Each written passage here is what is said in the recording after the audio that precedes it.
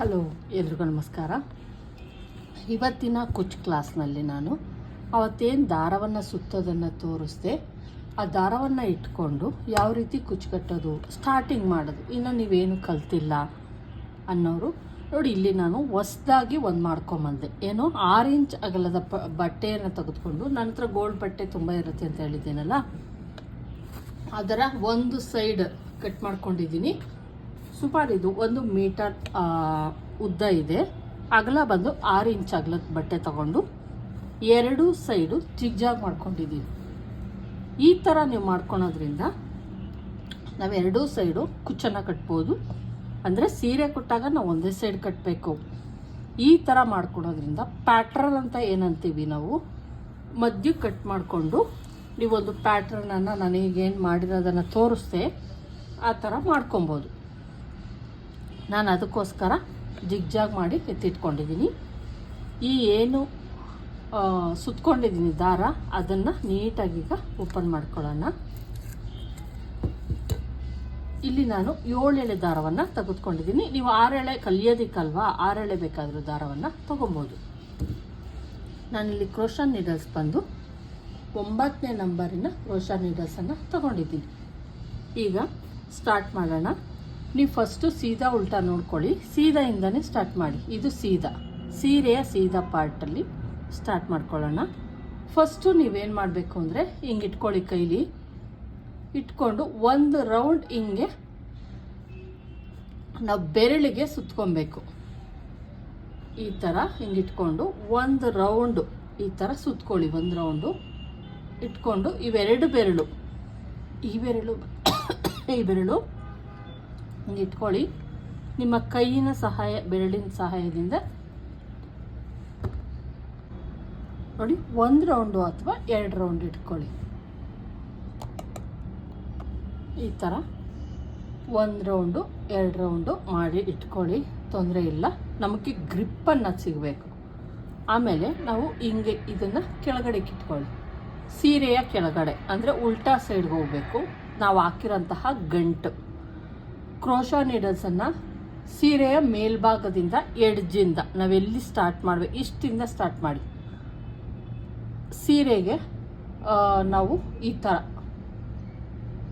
ಮೇಲಿಂದ ಕ್ರೋಶಾ ನೀಡಲ್ಸನ್ನು ಹಾಕಿ ಚುಚ್ಚಿ, ಹಿಂದೆಗಡೆ ಏನಿರುತ್ತೆ ದಾರ, ಆ ದಾರವನ್ನು ನೋಡಿ ಹಿಂಗೆ ಕ್ರೋಶಾ ನೀಡಲ್ಸ್ ಬ್ಯಾಕ್ ಪಾರ್ಟಿಂದ ನೋಡಿ, ಹಿಂಗೆ ಬ್ಯಾಕ್ ಪಾರ್ಟ್ ಏನಿದೆ ಇದು ನೋಡಿ, ಹಿಂಗೆ ಹೋಗ್ಬಿಟ್ಟು ಕ್ರೋಶಾ ನೀಡಲ್ಸ್ ತಗೊಂಡು ನೋಡಿ ಈ ಥರ ಅದರ ಮೂತಿ ಇರುತ್ತೆ ಫ್ರೆಂಡ್ಸ್, ಅದರಲ್ಲಿ ನೀವು ಹಿಂಗೆ ಎಳ್ಕೊಂಬನ್ನಿ. ನೋಡಿ ಬಂತು, ಈಗ ಬ್ಯಾಕ್ ಪಾರ್ಟಿಂದ ಬಂತು. ಈಗ ಬಂದಾದಮೇಲೆ ಮತ್ತೆ ಈಗ ಏನು ಈ ಲೇಯರ್ಸ್ ಇರುತ್ತೆ ನೋಡಿ, ಏನು ಈ ಲೇಯರ್ಸ್ ಇರುತ್ತೆ, ಈ ಲೇಯರ್ಸನ್ನು ಫಸ್ಟ್ ಇನ್ನೊಂದ್ಸಲ ತೋರಿಸ್ತೀನಿ ನೋಡಿ. ಕ್ರೋಶಾ ನೀಡಲ್ಸನ್ನು ಹಿಂಗೆ ಹಾಕ್ಕೊಳ್ಳಿ. ಹಿಂಗೆ ಹಾಕ್ಕೊಂಡು ಈ ಕ್ರೋಶಾ ನೀಡಲ್ಸ್ನ ಹಿಂಭಾಗದಿಂದ ನೋಡಿ ಹಿಂಗೆ ಇಟ್ಕೊಂಡಾಗ ಟ್ಯೂಲಿಪ್ ಜಪಾನ್ ಅಂತ ಏನಿರುತ್ತೆ ಅದನ್ನು ನಮ್ಮ ಕಡೆಗೆ ಬರೋ ಥರ ಎಳ್ಕೊಬೇಕು, ಒಳಭಾಗಕ್ಕೆ ಬರೋ ಥರ ಎಳ್ಕೊಬೇಕು. ಹಿಂಗಂದರೆ ಸೂಜಿ ಐ ಆ ಕಡೆ ಹೋಗ್ಬಿಡುತ್ತೆ, ಸೂಜಿ ಐ ಈ ಕಡೆ ಇರಬೇಕು, ನಮ್ಮ ಕಡೆಗೆ ಇರ್ಬೇಕು. ಆ ಥರ ನೋಡ್ಕೊಳ್ಳಿ. ಇಲ್ಲಿ ಇಟ್ಕೊಳ್ಳಿ ಗ್ರಿಪ್ಪು ನೋಡಿ. ಬ್ಯಾಕ್ ಪಾರ್ಟಿಂದ ಸೂಜಿಯ ಬ್ಯಾಕಿಂದ ನೋಡಿ ಹಿಂಗೆ ತೆಗೆದುಕೊಂಡು ನೀವು ಇಷ್ಟೇ ಇಟ್ಕೊಳ್ಳಿ. ಇಟ್ಕೊಂಡು ನೋಡಿ ಹಿಂಗೆ ತಗೊಂಬರ್ಬೇಕು. ನೋಡಿ ಹಿಂಗೆ ಬಂತು. ಈಗ ಕ್ರೋಶಾ ನೀಡಲ್ಸಿಂದ ಬಂತು. ಬಂದಾದಮೇಲೆ ಈಗ ನೋಡಿ ಒಂದು ಲಾಕ್ ಕ್ರಿಯೇಟ್ ಆಯಿತು. ಅದನ್ನು ಮತ್ತೆ ಈ ದಾರ ಏನಿರುತ್ತೆ, ಈ ದಾರವನ್ನು ಮತ್ತೆ ಈಗೇನು ತಗೊಂಡ್ವಿ ಅದೇ ಥರ ತೆಗೆದುಕೊಳ್ಳಿ. ಈಗ ಒಂದು ಚೈನ್, ಇದನ್ನು ಚೈನ್ ಅಂತ ಕರಿತೀವಿ. ಈ ಥರ ಮಾಡಿಕೊಂಡೆ. ಈಗ ಲಾಕ್ ಆಯಿತು. ನೀವು ಫಸ್ಟು ಸ್ಟಾರ್ಟಿಂಗ್ ಏನು ಮಾಡಬೇಕು ಅಂದರೆ, 2 ಸಲ ಕಂಪಲ್ಸರಿ ನೋಡಿ, ಮತ್ತೆ ಸೂಜಿಯನ್ನು ಸೀರೆಯಲ್ಲಿ ಹಾಕ್ತಾ ಇದ್ದೀನಿ. ಮತ್ತು ಬ್ಯಾಕಿಂದ ಈ ದಾರವನ್ನು ಹಿಂಗೆ ತಗೊಂಡು ಏನು ಮಾಡ್ತೀನಿ, ಈಗ 2 ಆಯಿತು, 2 ಇದು ಕ್ರಿಯೇಟ್ ಆಯಿತು. ಅವೆರಡರಿಂದಲೂ ಕೂಡ ನಾವೇನು ಮಾಡಬೇಕಾಗತ್ತೆ, ಈ ಥರ ದಾರವನ್ನು ಎಳ್ಕೊಬೇಕು. ದಾರ ಎಳ್ಕೊಂಡ್ಮೇಲೆ ಈಗ ಇದು ಲಾಕ್ ಕರೆಕ್ಟಾಗಿ ಲಾಕ್ ಆಗಿದೆ. ಯಾವುದೇ ಕಾರಣಕ್ಕೂ ಇದು ಬಿಟ್ಕೊಳಲ್ಲ. ಲಾಸ್ಟಿಗೆ ನಾವು ಇದಕ್ಕೆ ಏನು ಮಾಡಬೇಕಾಗತ್ತೆ ಅಂದರೆ ಗಮ್ ಹಾಕಬೇಕಾಗತ್ತೆ. ಈಗ ಇಷ್ಟ ಆಯಿತು. ಈಗ ಇದಾದಮೇಲೆ ನಾವು ಏನೇ ಡಿಸೈನ್ ಹಾಕ್ತೀವಿ ಅಂದರೂ ಇಷ್ಟನ್ನು ಫಸ್ಟು ಇದನ್ನು ಮಾಡಲೇಬೇಕು, ಆಮೇಲೆ ಸ್ಟಾರ್ಟ್ ಮಾಡಬೇಕಾಗತ್ತೆ.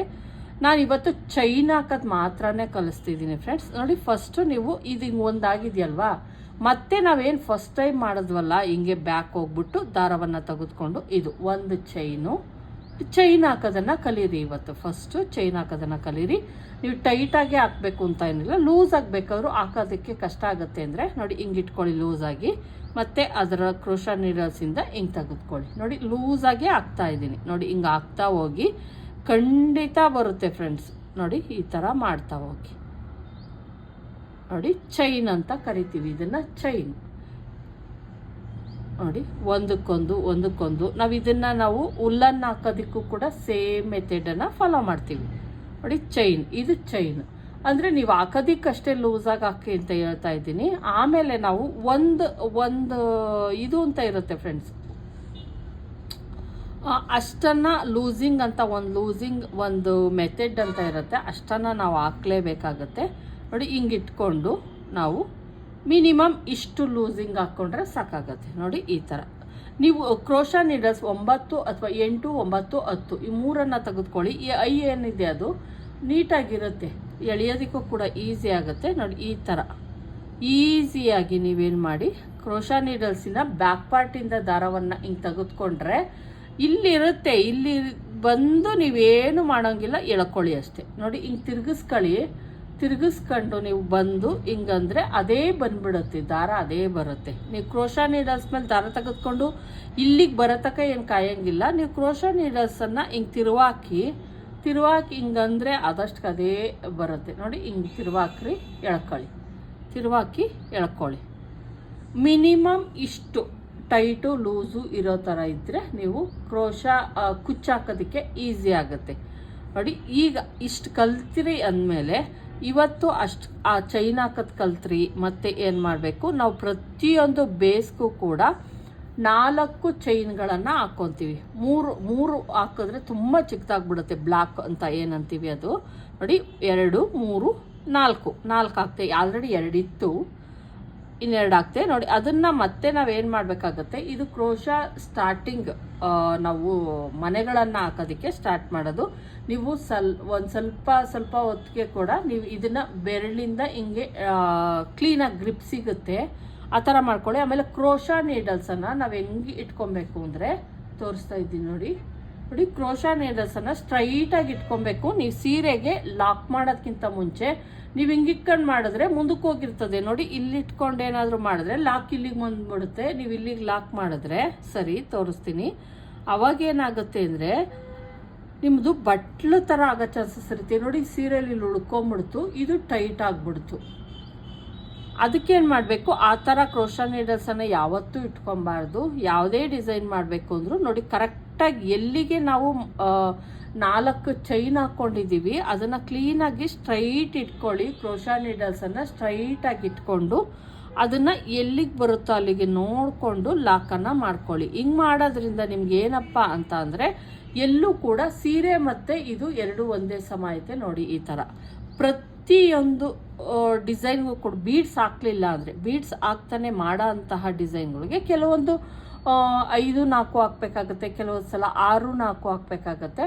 ಆದರೆ ಇದು ಬೇಸಿಕ್ ಆಗಿರೋದ್ರಿಂದ ನಾನು ನಿಮ್ಗೆ ಹೇಳ್ತಾ ಇರೋದು, ಫಸ್ಟ್ ಟೈಮ್ ನೀವು ಚೈನ್ ಹಾಕೋದು ಕಲ್ತ ಮೇಲೆ 4 ಸಲ ನೋಡಿ 3, 4 ಚೈನ್ಗಳನ್ನು ಹಾಕಿ ಕ್ರೋಶಾ ನೀಡಲ್ಸ್ ಎಲ್ಲಿಗೆ ಬರುತ್ತೆ ಅಲ್ಲಿಗೆ ನೋಡಿಕೊಂಡು ನೋಡಿ ಹಿಂಗೆ ನೋಡಿಬಿಟ್ಟು ಅಲ್ಲಿಗೆ ಆದಷ್ಟು ಜಿಗ್ಜಾಗ್ ಮಾಡಿ ಅಂತ ಹೇಳ್ತೀನಿ. ಯಾಕಂದರೆ ನಮಗೆ ಸೀರೆಗಳನ್ನು ಕೊಟ್ಟಾಗ ಜಿಗ್ಜಾಗ್ ಮಾಡಿರ್ತಾರೆ, ಆ ಎಡ್ಜಿಗೆ ನಿಮಗೆ ಕಲಿಯೋದಕ್ಕೂ ಕೂಡ ಈಸಿ ಆಗುತ್ತೆ, ಹಾಕೋದಕ್ಕೆ ಈಸಿ ಆಗುತ್ತೆ. ಹಂಗಾಗಿ ನೋಡಿ 4 ನೀವು ಹಾಕಿ ಬೇಕು ಅಂದರೆ ನನಗೆ ಕಳಿಸ್ಬೋದು.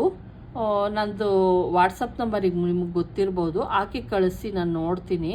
ನೋಡಿ ನೀಟಾಗಿ ಹಿಂಗೆ 4 ಹಾಕಬೇಕಾಗತ್ತೆ. ನೀವು ಈ ಥರ ನಾನು ನಿಧಾನಕ್ಕೆ ಹೇಳ್ಕೊಟ್ಟಿದ್ದೀನಿ, ಎಲ್ಲೂ ಕೂಡ ಫಾಸ್ಟಾಗಿ ಮಾಡಿಲ್ಲ. ನೋಡಿ ಹಿಂಗೆ 4 ಚೈನ್ ಹಾಕಿ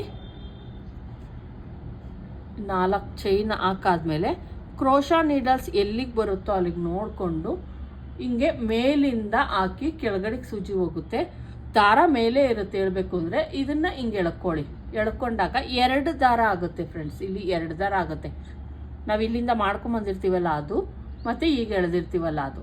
ಅವೆರಡರಿಂದಲೂ ಕೂಡ ನಾವು ಎಳೆದಾಗ ಮತ್ತೆ ಒಂದಾಗುತ್ತೆ ನೋಡಿ. ಈ ಥರ ಈ ರೀತಿ ನೀವು ಕಲ್ತ್ಕೊಂಡ್ರೆ ಬೇಸಿಕ್ ಇದು.